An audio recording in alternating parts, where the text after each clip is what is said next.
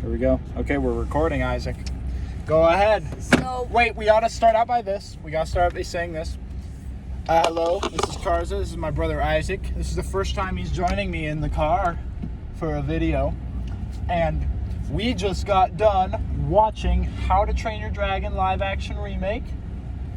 In the theater, we watched it in IMAX by accident. I didn't even realize until I paid.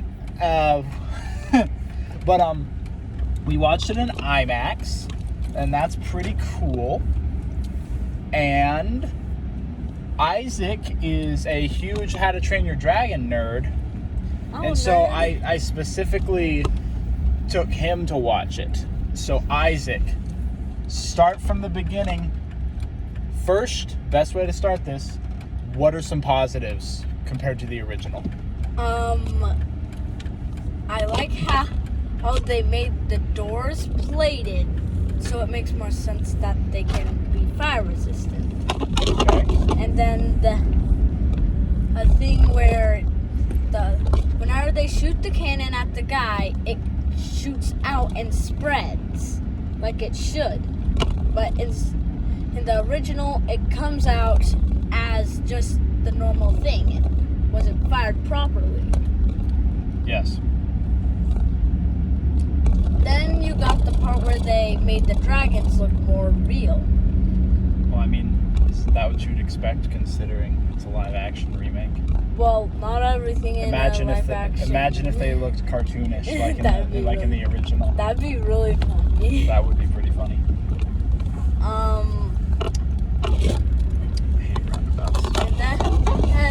And with the thing, they added actual sparks for the blade when I was sharpened. That's nice. That's nice. And then they added. They made it to where they had just an island that didn't look cartoonish. A very good looking island. And now I have to talk about what they did to Gobber. Okay. Spoilers. Okay, go, Isaac. They made him thinner and less bulkier and kind of sounded weak. He didn't have that huge jaw. Yes. And I know that this is a live action remake, so they had to find an actor to play him. His presence was, in the original, was very silly, but commanding at the same time. Like, he had presence. In this, he did not have presence at all. And also what they did was they made Stoic able to take off his cape. They could not do that in the movie. Well, the point of the cape, I think, in the live-action remake was to make him feel big. Like, in the original, he's huge. Like, enormous. Like, the ideal male physique right there. He was massive. That's not realistic. The point of the cape, I think, was to make him feel enormous. Yeah, the point of the cape was to make him feel massive, but it's also kind of hard to have him in scenes if he's wearing a cape like that. It just doesn't look super real. Then, with that part, you start to see that they will take out scenes and take out whole entire sentences of this movie. This is how much of a nerd this child is. Be quiet. Be quiet. I've probably seen the movie more than you. Yeah, I've at least listened to it more times. Okay, well, listen, not watch. Okay, what else? And then, whenever he was going to the pond area, he was able to fit the shield through that gap. Pond? What? The lake where Toothless is. Oh, yeah, He fit the shield through. Just the size of the hole Toothless was in also felt too big. Yeah. Like, it felt like a sinkhole was what they were in. Yeah. But at the same time, it was way shallower in the original. I don't know how the heck Hiccup got in and out, but yeah. Sure, whatever. That's a little nitpick, though. Yeah. Whenever he found out that the grass could help him with the dragons, instead of grass, it was dandelions. Yeah, it was like, in the original, it was like a catnip. Yeah, catnip. It was like catnip, but in this... dragon. In this, Dragon it's head. like, in this, it's just like, oh, freaking dandelion. And also, the dragons can sneeze, apparently. Well, I'd assume so. Oh, mention how they forgot the scene with the little dragons where they learn about not being fireproof. They also kept out whenever it was done with that test song. Test drive. Yeah, they left out that whole entire scene where he figured out the dragons are fireproof inside. Yep, which is, if you remember the movie, is crucial for the final battle where Toothless fires shots into, what's the giant dragon's name? Red Death. Into the Red Death's mouth. Also, the Red Death wasn't red in this. Yeah, it wasn't red. Didn't make a lot of sense if you ask me. Yeah. Unfortunate. What else is there? I have my notes, but I'm not looking at them while I'm driving. All the dragons with a training, whenever Gobber saved Hiccup, he actually kind of didn't move it. He kind of just bumped it.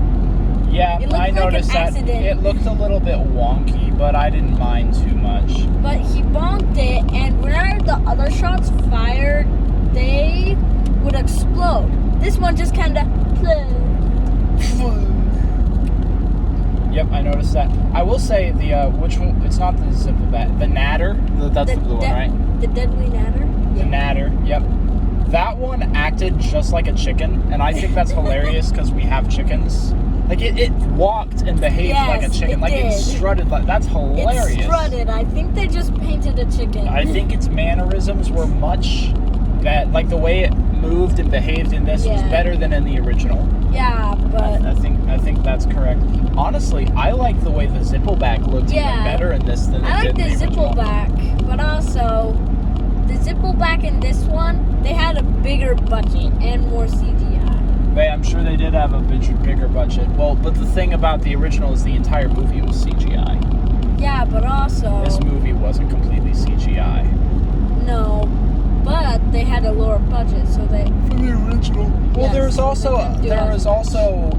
was also a lot of technological limitations back then. Yeah. The original was made 15 years ago. That was a long time ago in technology years. These days we have movies like The Wild Robot and Puss in Boots: The Last Wish. Absolutely, even the bad guys looked great too. Yeah. Absolutely gorgeous looking movies by DreamWorks. Dang, DreamWorks just keeps putting out some great looking stuff. I would argue they're better than Disney at this point. Disney's kind of flopping around like a fish out of water. But yeah, I will say the CGI blending with the real images was really good looking. Yeah. The water looked great. Yes. I wasn't sure how much CGI the water was, but I think probably a lot. Yeah, I'm sure it was like 50-50 because water is really tedious to animate. Oh, I have another scene that they cut out. Whenever they were going to find the nest one last time before they found out about Toothless, and they had a bunch of dragons in the water.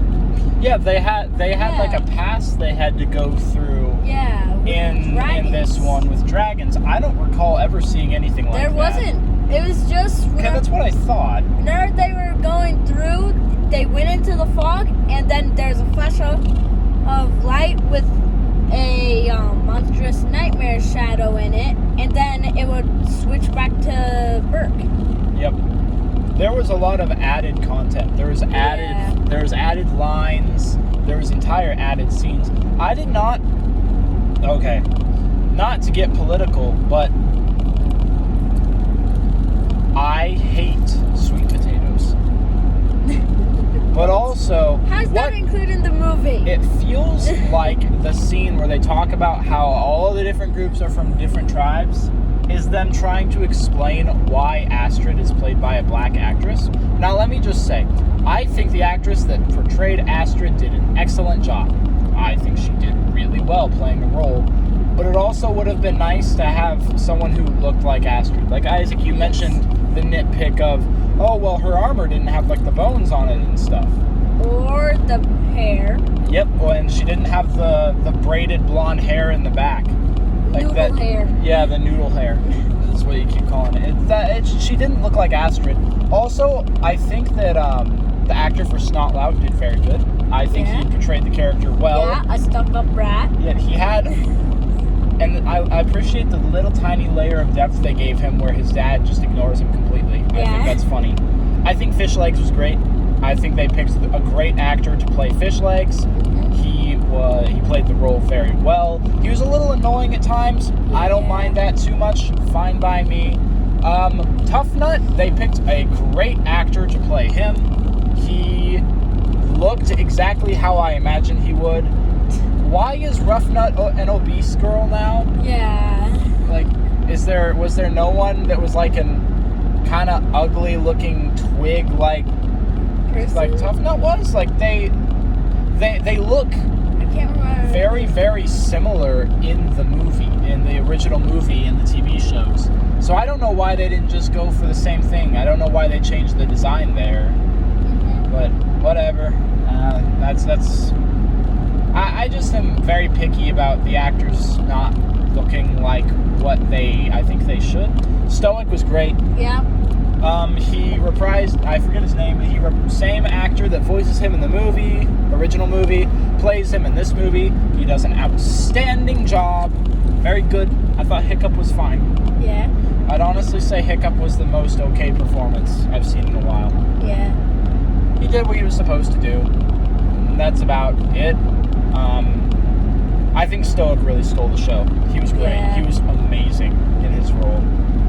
Did exactly what he needed to do, played the role immaculately. A good thing about whenever he is playing this role, he did get the parts where he punched the dragons. Those are great, yep. He was the one who jumped off the pool whenever the Night Fury shot. He practically did everything that happened in the original. Something I will note, and this isn't a huge deal, it's just something I noticed. Him punching the crap out of dragons does not make a ton of sense to me, because in the original movie, Stoic is enormous. He is a tank of a person. He is built like a freaking gorilla in the movie. His shoulders he's broader than Steve from Minecraft. He's an enormous man. Him punching dragons into submission makes so much sense in the original. In this, he's huge, but he is still skinny. Not just skinny. He is tanky, but he's still just a man. He's just a normal large man. Yeah. That is not I liked his role. This isn't to nitpick with him as an actor or the way they showed his character. This is just whenever you translate something into realisticness, it's just some things don't make sense. Other notes, Isaac? Whenever he was fighting the Red Death, it made more sense whenever its wings tore. Yep, the fact that Toothless blew if you remember, in the original movie, Toothless just shots the side of the Red Death's head. Actually, no, it kind of shot everywhere. Oh, it was kind of along his neck and face. But maybe a little on his tail. Yeah, but Toothless shooting shots in his wings and putting big holes in them makes the scene where Red Death is falling down and his wings tear. Yep, it makes a lot more sense. Thank you for talking along with me, Isaac. It makes a lot more sense, and I think that's very good. I really enjoyed that. As we mentioned earlier, the scene where they show that the dragons aren't as fireproof on the inside never happens, so it doesn't make a ton of sense that Toothless shoots into its mouth. But the fact that it's billowing out the freaking gas that Toothless then ignites with a shot was very good. That was very good. Please, more of that. If that had happened in the original, I would have been very happy. That was exceptionally good, I will say. It just would have been even better if they'd actually shown the scene where they learned that you can shoot them on the inside of their mouth, and it kind of screws them up real bad. I guess I can nitpick this. The village elder does not look like what she should look like. Yeah, she doesn't look like an old hag. Yeah, she's doesn't look like an old hunchback. In the original movie, she's like this 2-foot tall hunchback lady with long gray hair. She was some middle-aged Indian woman in this. Yeah. Which, okay, this is just another one of those nitpicks of why doesn't it look like... I'm sure there was actors that could... I served sandwiches to people who look like that woman in the original movie. I know that these people exist. I don't know why you're not hiring them for these jobs. Probably because She didn't even have any lines, if I recall correctly. So she didn't even have to really act. I don't know why they couldn't have just come over here to Montana, plucked one of these old ladies off the street and been like, you're in our movie now, and then just hold her hostage till she does the job. Another thing, I don't think they had a calculus during the original. A calculus? Yeah, where she just moves the dials to score up points. An abacus? Yeah. I bet they could. That's such a simple piece of technology for counting. That one's not a nitpick I'll die on a hill for. That one's all right. It's fine, but I'm just a nerd, so. Yeah, you're just a nerd. I'm sure the abacuses have been around for a very long time. Yeah. Well, we also don't know when this happens. Also, just the fact that all the Vikings come from different tribes of the best dragon fighters of all time, and they come together. How did they know the dragon nest was near this area, though? Yeah. I don't know. It just doesn't make a lot of sense. Also, why did Astrid say that her life is harder than his, and that she started from nothing? Yeah, the privilege talk just felt like it was kind of... I just really didn't like it. It felt like kind of preachy. It's like, oh, you're so privileged and blah, blah, blah. And usually I wouldn't mind this, but you just see this kind of thing so much in movies these days that it feels forced. Whatever. Everything else was kind of just a shot-for-shot recreation of the original. This was the most unnecessary film I've ever seen. Yeah, it made me just want to go watch the original in the IMAX theater instead. I would have rather just had a remaster of the animation in the original. Soundtrack, oh my gosh, the test drive scene. Yes. So, if you remember correctly, in the test drive scene, in the original movie, there's a scene where Toothless and Hiccup fly up, and then Hiccup lifts up off of the dragon, and the two of them start falling. And the music goes into kind of like panic mode in that scene in the original, and it kind of starts building and building and building until finally Hiccup gains control again. And the moment that he gains control again, the music swells and goes into the main theme of the movie again. One of my favorite scenes in a movie ever. It almost brings tears to my eyes. That's how good it is. In this movie, and from what I understand, John Powell came back and just kind of basically re-recorded the entire soundtrack, which I didn't mind. The soundtrack was very faithful to the original.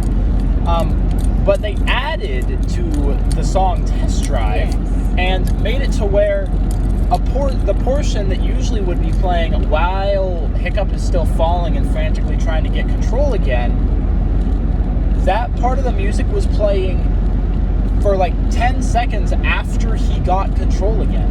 It lost that power of the theme starting again the moment that he gained control. That screwed up the way I looked at the movie so much. Because if you would have just recreated it shot for shot, that would have been one of the best scenes in the movie. That scene is so good when he finally gains control and they're just gliding downward over the tree line in the original. It's so great. That is not in this movie. They do not do that part. It's not as good in that terms. The scene for the song Where's Hiccup, towards the end, where Toothless is laying on the ground wrapped around Hiccup, and they think Hiccup's dead and blah, blah, blah.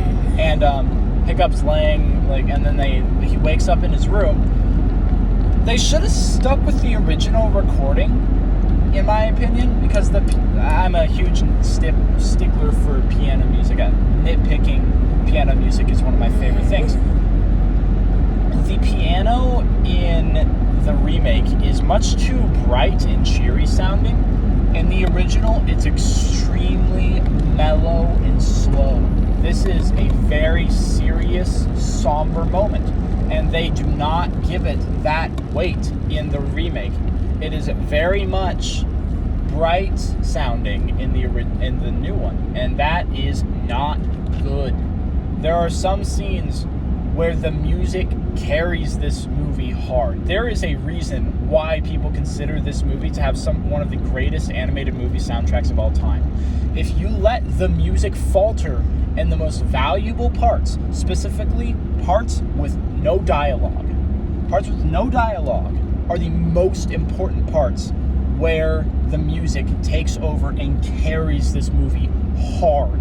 Messing up the music in those very specific spots crushes the scenes. It ruins them. Well, maybe not ruins, but it does degrade the quality significantly.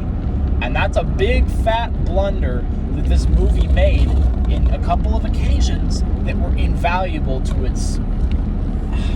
not invaluable to its success. Invaluable to it appealing to the audience that loves the original. Do you have any notes on that, Isaac? I do think just the music being kind of messed up did throw off a lot of scenes. Any scenes beyond the one I mentioned? It kind of felt like the newer music in some of the scenes just kind of, I don't know what did it, just felt wrong. Well, I think to a degree you're correct, but that's also because we've listened to the soundtrack so much. Yeah. I don't have any problems with the parts that were just re-recordings of the pre-existing songs. I think that they sounded just fine. They sounded pretty similar to the original. Probably they had the exact same sheet music, if I'm being honest. So it's not that big a deal, but it's in the scenes where they change the music that it becomes a problem. Any more notes, Isaac? Whenever they were coming in, the dragons just sat there on the pillars of stone. Yeah, that's confused me as well. Well, that never happened In the original. Yeah, in the original, and it didn't make any sense in this one. So why was it there? Also, a little nerdy fact: the dragons in the water that attacked the boat near the time they were looking for that dragon nest. Those for some reason weren't the dragons that were supposed to be shown. Those were actual water dragons. What do you mean? Like Skuldrins. Yes.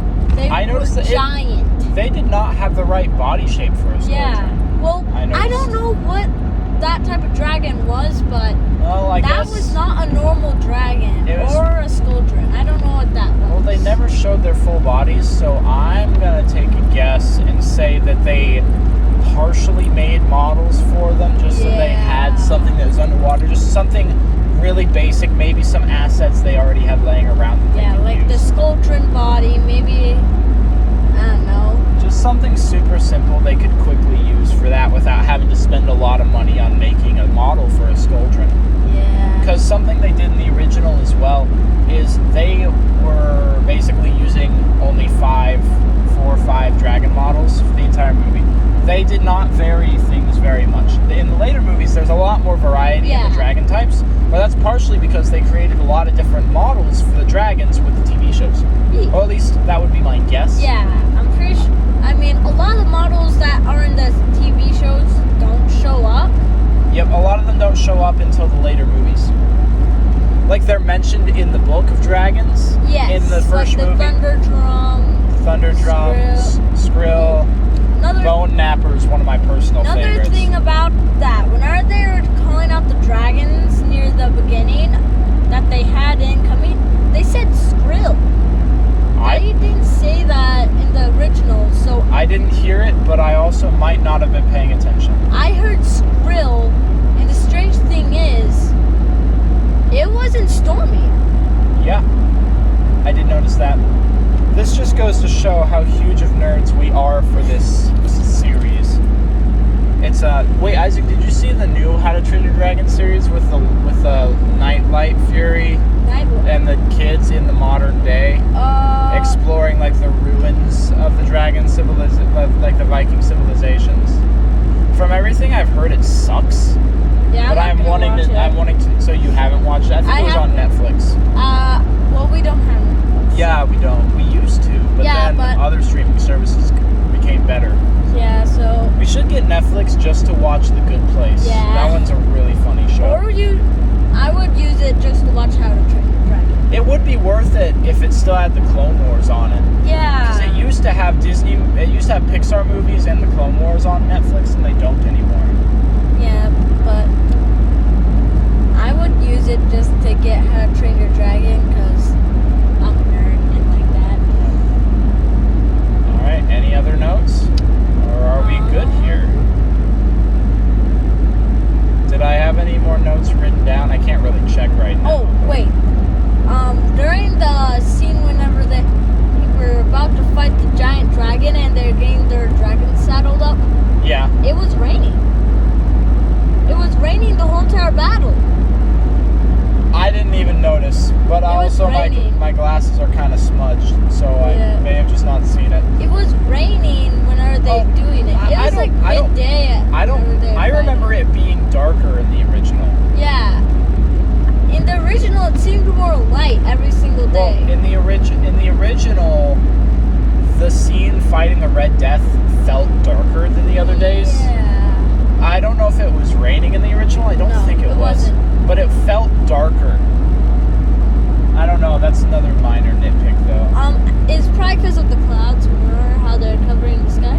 Yes. Yeah. So. But it still felt darker, regardless. And wherever they're in the sky, I was surprised they didn't get struck by lightning. That would have been very funny. Toothless gets struck by lightning in the end. Yes. Yeah. Or Big Dragon gets struck by lightning. Also, one thing I did not like was whenever Snotlout was smacking the Red Death's eye. Ugh. That was gross, but it's like, that happened in the movie. Yeah, but also I it will did say, go into very big detail. the dragon's eyes were very good looking. Yes. They looked like reptile eyes. That was very good. But they also kind of looked a bit slimy. Well, yeah, eyes are slimy. No, like it kind of looked like they're made out of transparent slime. Like it kind of. The eyes were. Yeah, it kind of. That's how eyes look. But they don't. Yes, they do. Have you never? Just unobservant. Have you never seen an eyeball in your life? No, this one looked like it had different shades of green. Oh yeah, well your face is ugly. Oh no, reverse. No. But I think the dragons look very good. Yeah, I did like the dragons. I appreciate that they kept in. So I don't know if you noticed this, Isaac. In the original, whenever Hiccup has his hand out to touch Toothless, and Toothless leans in to touch him, Toothless pulls back and hesitates for a second before finally putting his face onto Hiccup's hand. Yeah. That was originally an animation error. But it looked so good they left it in. I appreciate that they did not fix that animation error for the new one. Yeah. They left it in because it looked so good. It looked. Forbidden Friendship was very well done. That entire sequence was very good. Oh, here's one thing I did like. They made it to where it kind of followed the same storyline. Like it just kept going in the same order, except for some of the parts where they took them out. But other than that, it followed the exact same storyline. It's usually word for word. Followed things very well. Some lines were changed in very minor ways where they essentially say the same thing. It's just